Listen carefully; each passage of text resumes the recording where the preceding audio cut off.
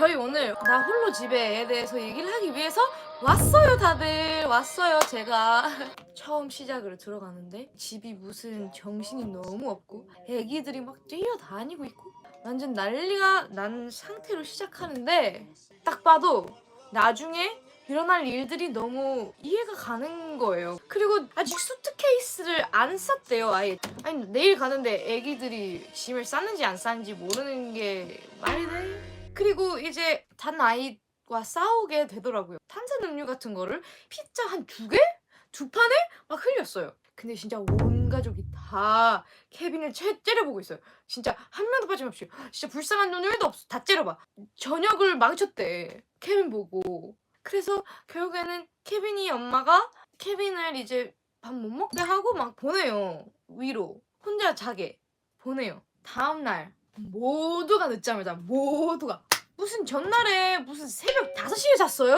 다 늦잠 잤어요 진짜. 11명의 아이들을 비행기를 타서 파리로 가는 그런 여행이더라고요. 이제 하면서 세요.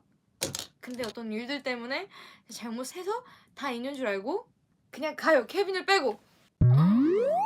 패스포트를 확인하잖아요. 한 명씩 확인을 하잖아요. 그러면서 케빈이 없다는 걸 어떻게 안 느꼈을까라는 생각이 매우 많이 들더라고요. 벌써 하늘을 다 날아간 상태에서 그걸 알게 됐다는 게 되게 신기했어요. 그래서 저희가 알게 돼요. 어떤 나쁜 2명의 남자가 이제 가족이 여행 간 줄 알고 그 사이에 훔치러 들어오겠다고 막 플랜을 짜요. 그 나쁜 남자들이 이제 쳐 들어올 거라고 알고 케빈이 여러 가지의 플랜을 짜서 계속 속여요. 케빈이 약간 진짜 사이코 같았어요. 솔직히 하나씩 플랜을 짜서 그 2명을 아프게 한 거 이게 영화가 아니었으면 솔직히 그 2분 죽었어요.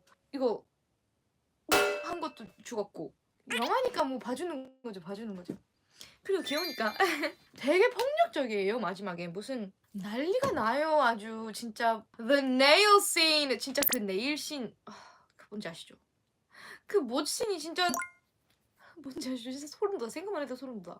진짜로 너무 고통스러워. 그러니까요. 진짜 너무 잔인해. 맞아요. 진짜 사이코. 그러니까요. 저는 뭐가 좋냐면요. 그 막 폭력적인 그런 부분들보다는 그 플랜을 하나씩 짜서 미로를 만드는 그 부분이 제일 재밌는 것 같아요. 어머님이 이제 다시 돌아와요. 네, 그때는 진짜 어이가 없었어. 아니 엄마가 오는데 처음으로 말하는 게 이제 케빈아 너무 미안해. 케빈아 너무 미안해. 너 커서 너무 미안해. 이렇게 하는 것도 아니고 메리 크리스마스래요. 메리 크리스마스. 미안해도 아니고 괜찮았냐고도 아니고 메리 크리스마스가 뭐냐고. 그건 나중에 와야지. 미안하다고 절대 얘기 안 해. 절대. 미안하다고 한 번도 얘기 안 했던 것 같아요. 이 영화에서. 너무했다.